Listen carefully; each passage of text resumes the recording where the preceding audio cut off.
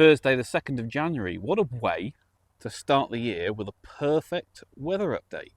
It is blue skies, sunshine, one of those really awesome winter sunny days. It is -1 Celsius though, so it is cold. Cold for the UK anyway. But yeah, look at it, it's gorgeous. Yeah, anyway, let's get going.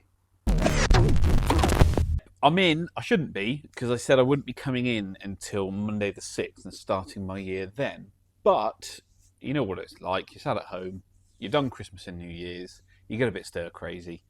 Sometimes you just need to change your scenery, and you know, as this is also my man cave, I like to come down here and get some stuff done. So loads of admin today, lots of ordering parts and stuff that I need to get done. Got to do some updates to my website, got to work on a quick amp design, try and crack on with some repairs, crack on with some builds, just try and get, basically if I can do today, Thursday and Friday, maybe even sometime on Saturday, you know, I'll give myself a 2.5 day head start on the year, which would be fantastic. So yeah.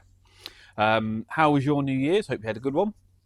I hope you all enjoyed the videos that I put out over the Christmas period. I really can't wait to show you the next part of the Bassman 135 build. It's coming along really well now. But yeah, I've got loads to do today, so let's crack on. So I don't actually have much here in the repair queue because, as you know, most of it went out the door before Christmas. So, but I still have some things that we need to get on with, and I'll show you what's in the queue, what's waiting, what's not waiting. Let's have a look. So you all know the Vox AC10, the one that I've already got the chassis out of, the one that we're doing loads of repair work on. That one, I'll do an update on that one shortly. We've got the super clean Pro Reverb. Now the customer was due to pick this up before Christmas, but unfortunately he got COVID, so didn't want to come up and collect it just in case. So that's just waiting for collection. The Ampeg, which we'll talk about, the B15, we'll talk about that in a minute, so don't worry about that. I need to give you an update on that one.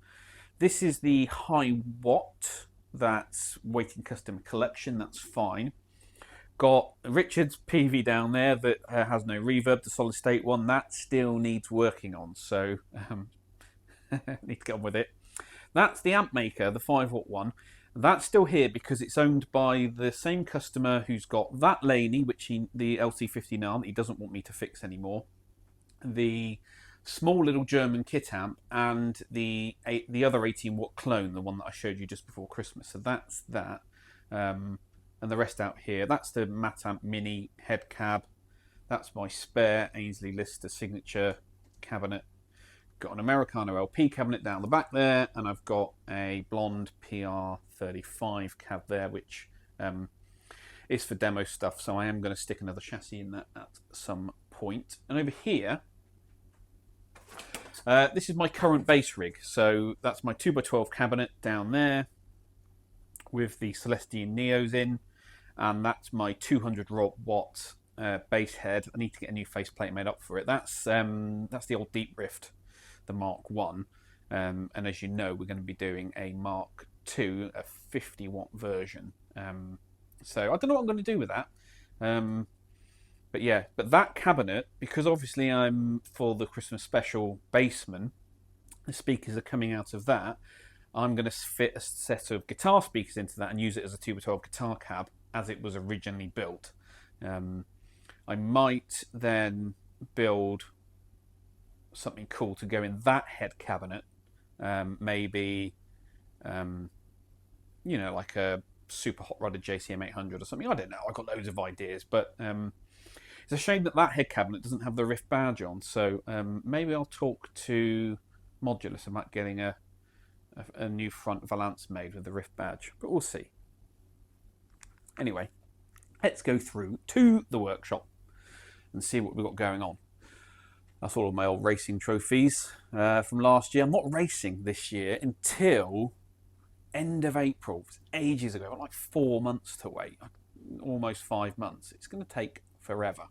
But I've got a lot of work to do. I've got a huge prep list for the car, which if you're interested, I will show you what we're going to do and what we're going to get done. But they've turned our racing series into a championship. for this year, and I really want to win the championship. So I'm going all out with a car, maximum preparation, maximum weight loss on my behalf, take every advantage I can get just to try and win that championship. Anyway, let's go through. Into the warmth again. Now it's -3 degrees today, or it was this morning. It's still sunny, as you can see. It was -3 when I got in the car. It was -1 when I got to work. Now, you might not think that's cold, but it's cold for the UK, or at least my part of the UK. I'm still in the south of the UK, but I'm in the very northern part of that. So we're, if you imagine you split England into three sections: south, Midlands, north. I'm in the very northern part of the south. So we rarely get temperatures below -3, -4. Very, very rare. It's got to be something, very strange going on. So we just don't dress for it. I do have a big coat, but I never wear it. And when it's cold, we really feel it. So yeah, we're just soft southerners, I think you'd call us. Anyway, let me show you where we are with everything in the workshop. Here's the 18-watt clone, the one that's the customer didn't think it sounded right. It's got essentially the wrong power transformer in it, so we're going to quote him for a new set of transformers, because we'll put a high quality output transformer in it as well. And it needs a good going through and a good sorting out, because it sounds more like a hot rodded Vox than it does an 18 watt. So yeah, that's going to have a lot of work done. I need to quote him on everything and go back to him. So Stuart, look out on your emails for that. That will be coming shortly. And to see whether he goes ahead with that or we just leave it as it is. But he wants it to sound like a really, really good 18-watt Marshall, and it's going to cost some money to get it there. So yeah, that's going to be customer's decision on that one. Something that did arrive in the post ages ago that I haven't unboxed yet is a delivery of 5 switches. Where are my scissors? I shall show you. Now, these are for the customer that's got the amp maker 5 watt, the 18 watt clone, the Mad Amp, the little German kit, and yeah. So what he wants me to do, he's got these original black, what are they called? Batwing? Let me read this out. Black bat switches, yeah. Black bat switches. If you could fit 2 to the amp maker 5 watt, 2 for the 18 watt Marshall clone, and 1 to the Mad Amp. So he wants me to fit 5 switches for him. Very nice old school style switches, made in England. I know you probably won't see that, but made in England, right there. Very, very cool. Arrow. There you go. Fantastic. So we've got 5 of those to fit. The 65 amps Little Elvis, the amp is pretty much ready to go now. I've spoken to the customer, talked him through it, so we know what's going on with that. I just need to give it a final bench and play test, make sure I'm happy with it. The Matamp Mini just needs the new dual light fitting, because we've done the broken pot on it, and then bias it, service it, that kind of stuff. The Vox AC10 is waiting on parts. I've got those on order. That's the Mad Amp, was it the G3 Blues or whatever? Still need to get around to doing stuff on that, so that's in the queue. Up here, this is the train wreck. I need to get on with train wreck in part 3, so that's going to be a job for this weekend. Basically, I've need to carry on drilling the chassis. Now I've marked it all out. I need to do the board, but with the board, I want to make one slight revision to it, yeah, one slight revision on it, and then get that drilled, eyelets in, populated, the whole works. You know the score. Oh yeah, I need to order some parts for it as well, some caps and bits and pieces. So yeah, that's that. The Ampeg B15N, the kit from Fliptops, has finally arrived. Oh, actually, that's a lie. I'm not saying finally arrived. sorry, it arrived really quickly, and very lucky because I don't know if you've seen, but I think his name's Bruno, might be wrong, put out a statement saying that unfortunately, just before Christmas, they had a massive fire at the at his workshop, factory, warehouse, wherever he is, and yeah, he's had to close the business. He doesn't know whether he can reopen. He's had to refund everybody. It's unbelievable. Yeah, so really, really bad news. The other thing I've just seen on this one is I think this valve's gone. So we're going to have to look at that one as well. But yeah, bad news for Fliptops. I couldn't imagine what I would do if this place ever went up in smoke. So yeah, I feel really, really.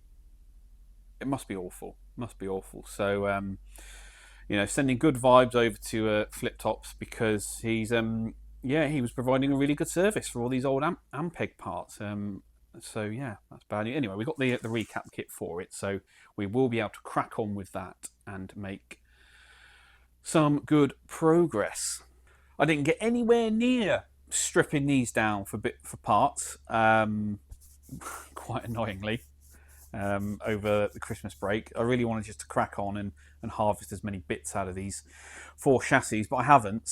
But it's something I can do as and when I get 5 minutes. It's not a problem. I did manage to get the board down and start stripping the old Bernie Marsden signature out.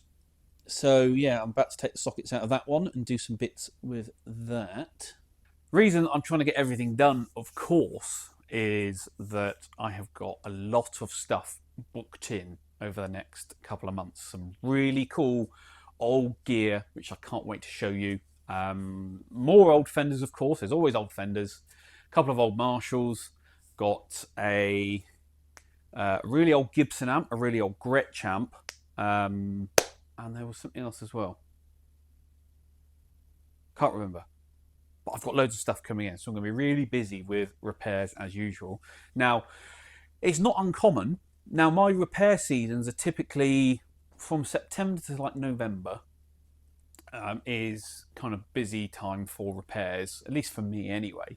All the summer tours are over, and everyone wants everything turned around for the Christmas tours and shows, and then after Christmas, January, February, I get more work back in for everyone who wants everything prepped, ready for the spring, summer tours again. So it kind of never stops, but you kind of get this busy time, slightly quiet, busy time.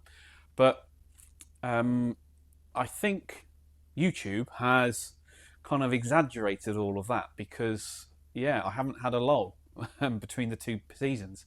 It's just been busy, busy, busy, which has been great because it's nice to have lots of good, meaty, chunky work to get your teeth into and get some stuff turned around.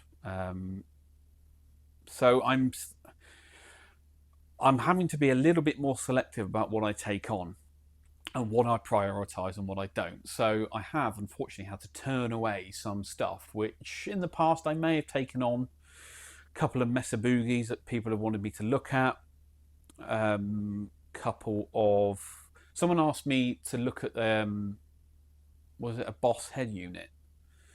Yeah, I think it was. And because I'm not an authorised Roland Boss service centre, they won't give me any service documentation, any repair information. They won't sell me parts.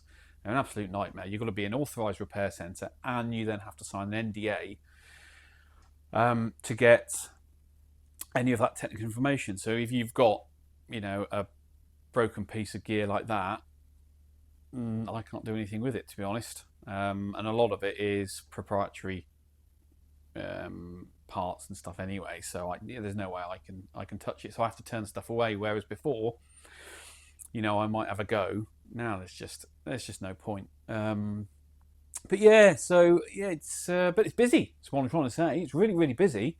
Not to mention all the builds and stuff I've got going on. I've got so many amps in the build queue. So thank you to everyone. There's nothing better than having a good old full order book. And as you can tell, it's not like I don't work. I'm here pretty much every day. Even on holiday, I pop in every day or so just to keep on top of things. Make sure you don't fall behind. It's not like I'm slacking. I'm just busy.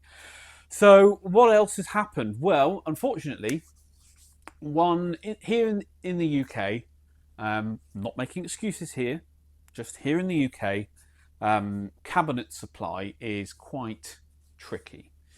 There are not many people who build guitar cabinets to the standard that I need.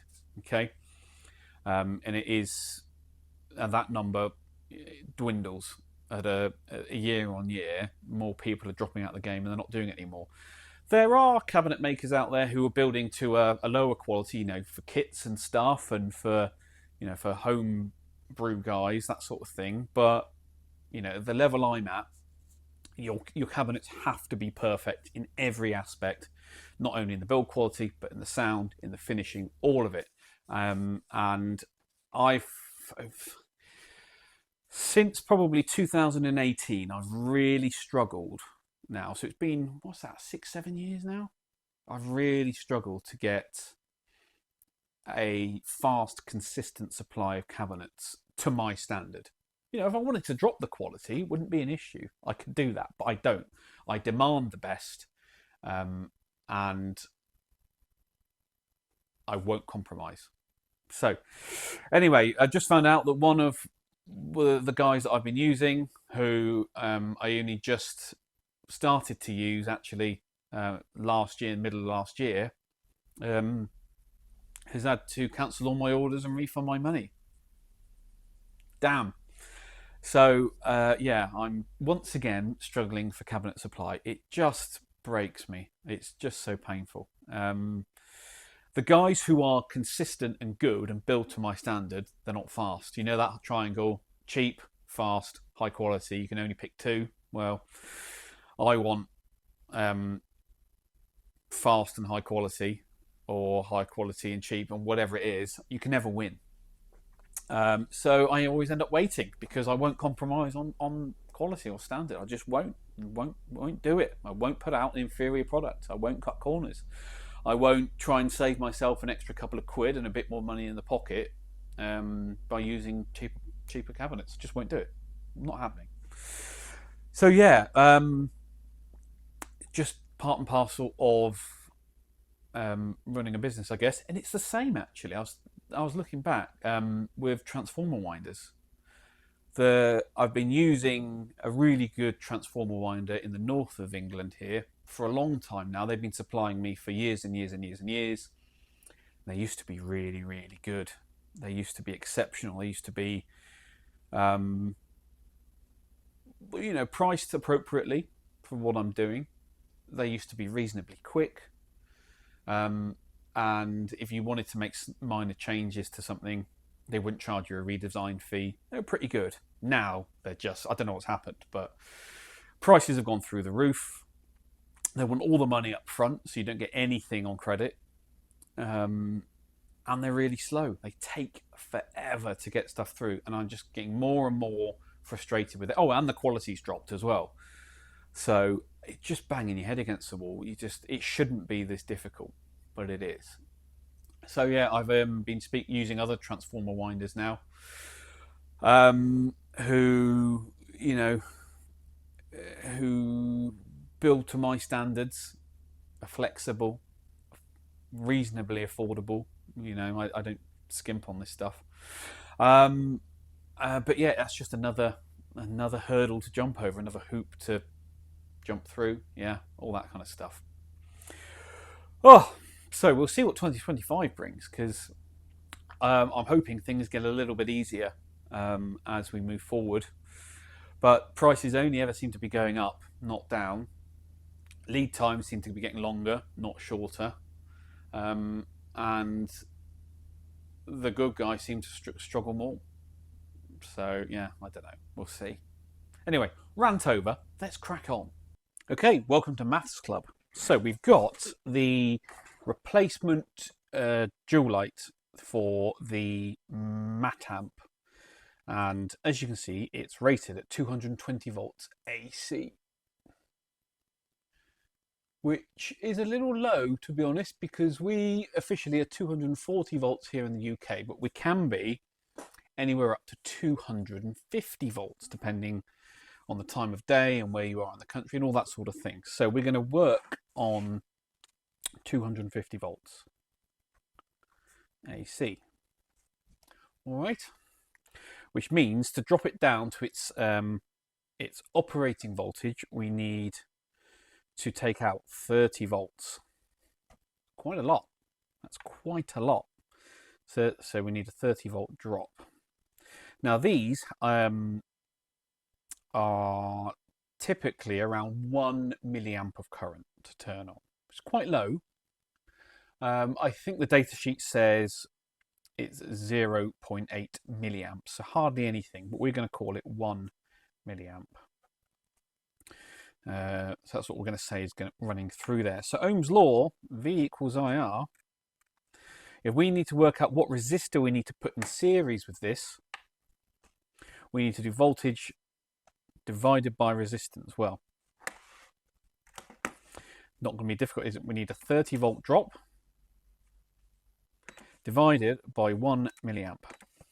We need a 30 ohm resistor. Not a lot, right? So the E12 values, the ones that I stock, will be, no, hold on a minute, divided by 0.001 milliamps, right? 30,000. You can tell I've been off for a couple of weeks. So we need a 30k resistor. Now the E12 values are either 27k or 33k, right? We'll just do that sum again based on 0.0008.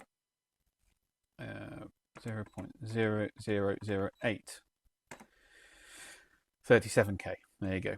So we're going to use a 37k resistor in series. Sorry, yeah. 37k, 33k. What should we choose? What should we choose? 33k. We'll use a 33k.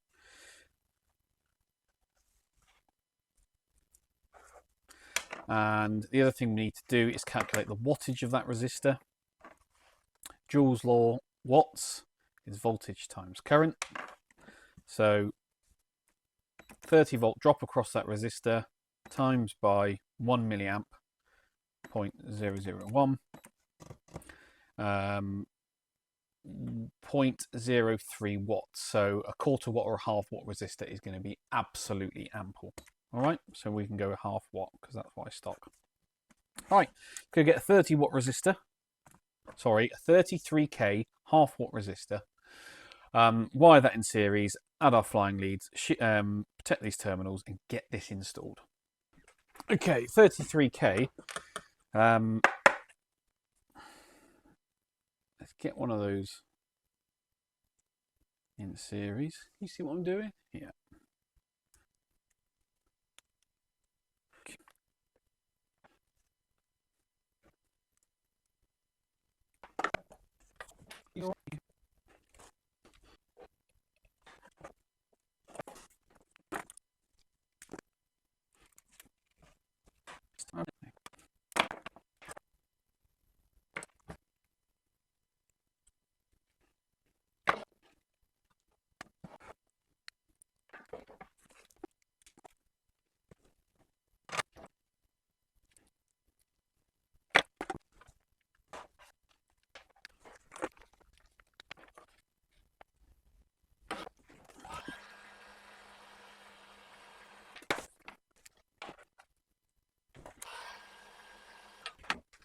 Right, okay, let's get this installed then.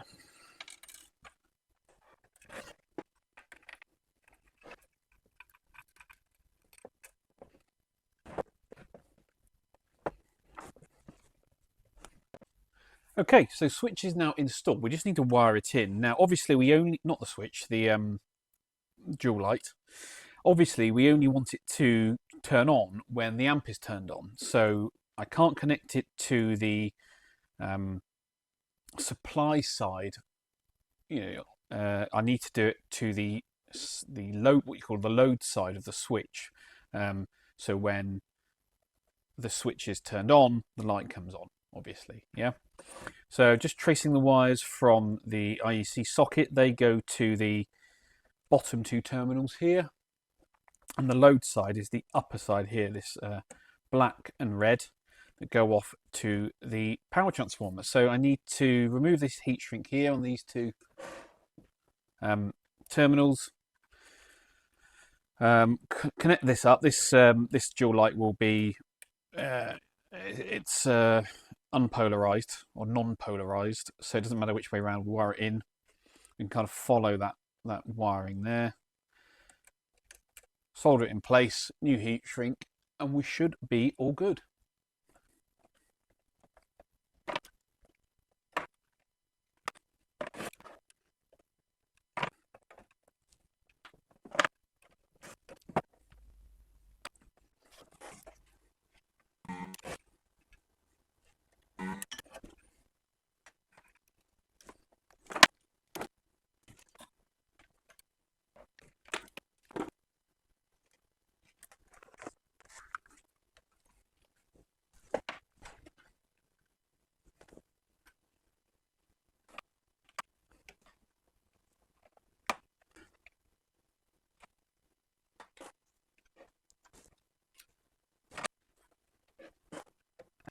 I didn't wait long enough.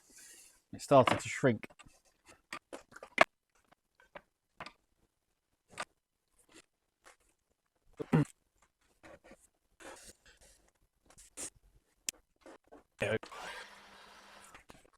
All right, quick test then. On.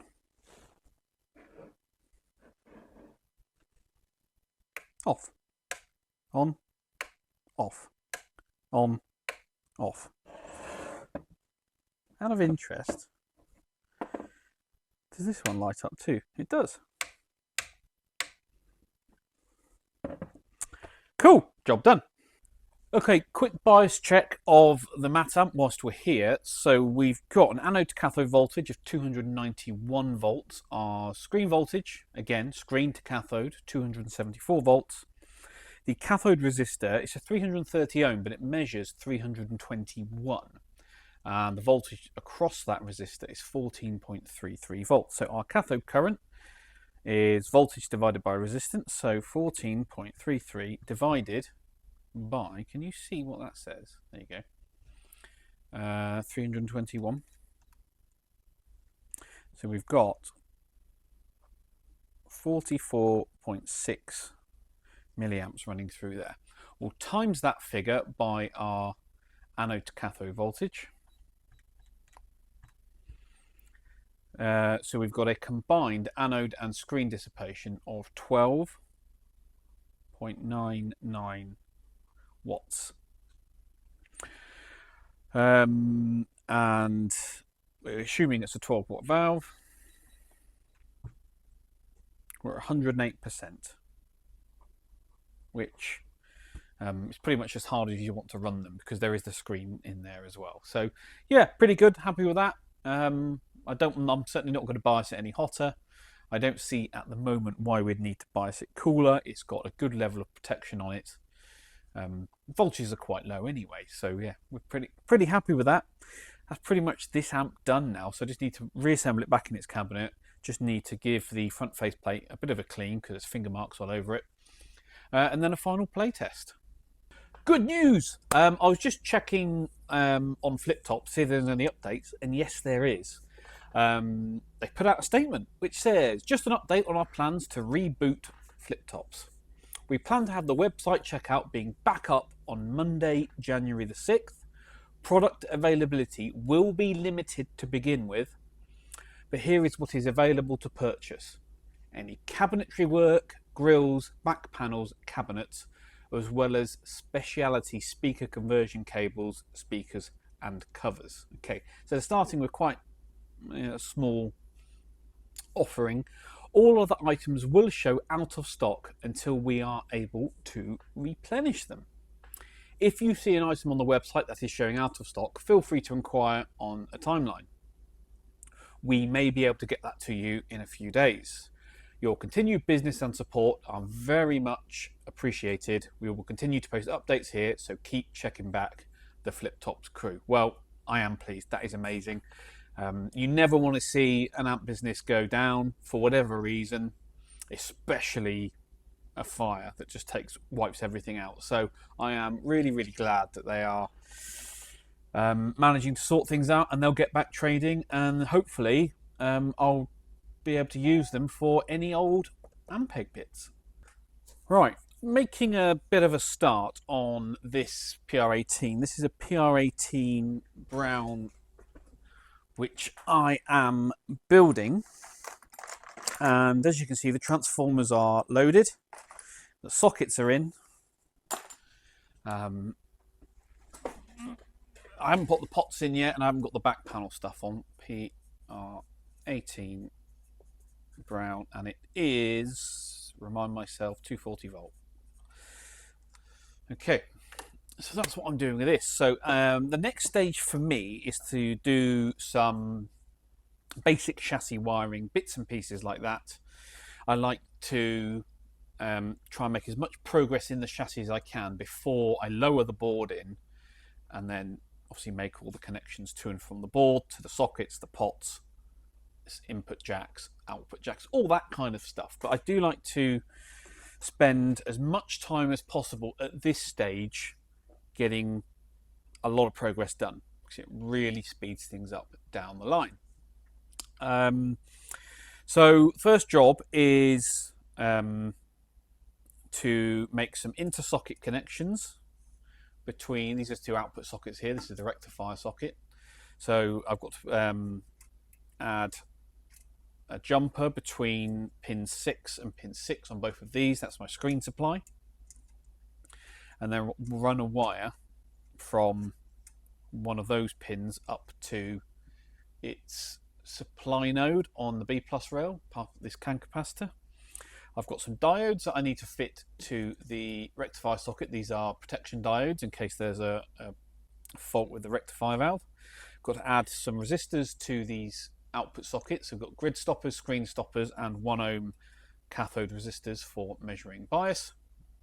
On my preamp sockets, I've got some heater links to add in, and some other little bits and pieces as well. So that's kind of what I'm going to spend the next probably half an hour on.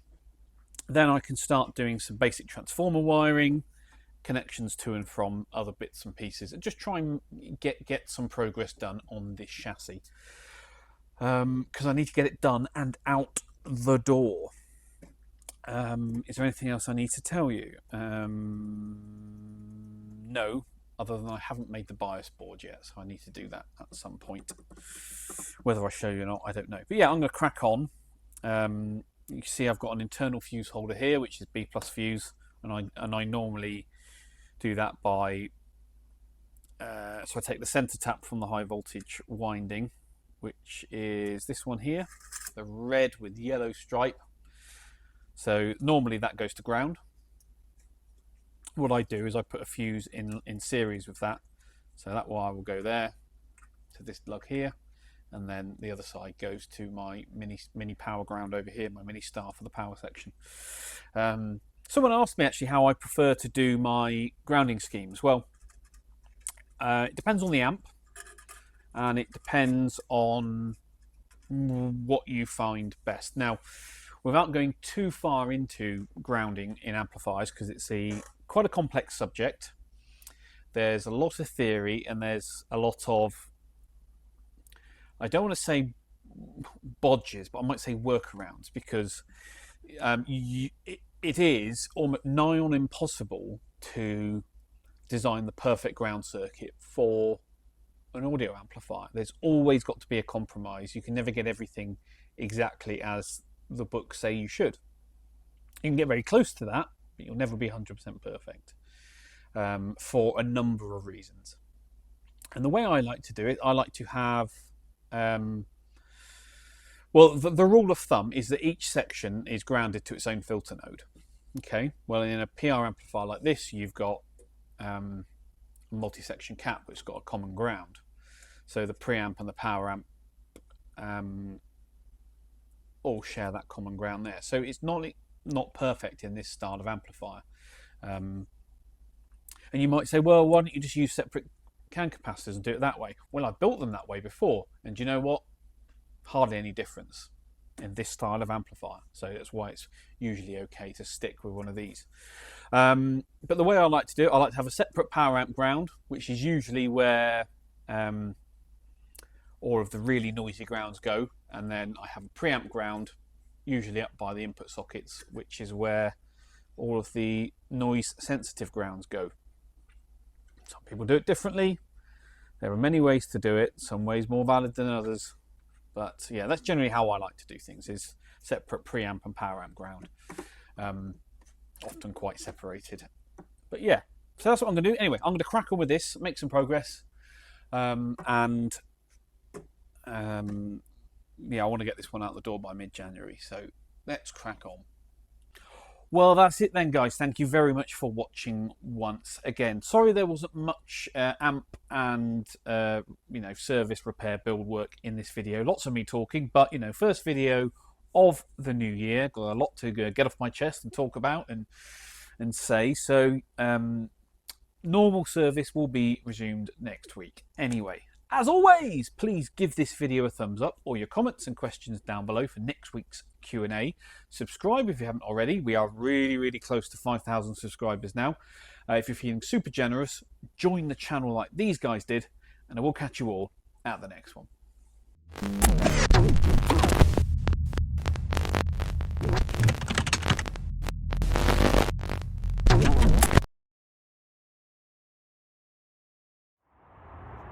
Just finished work and we've got the moon. I'll zoom you in, sorry. There's the moon. That's Mars. And then you might not see it, but just there is Saturn.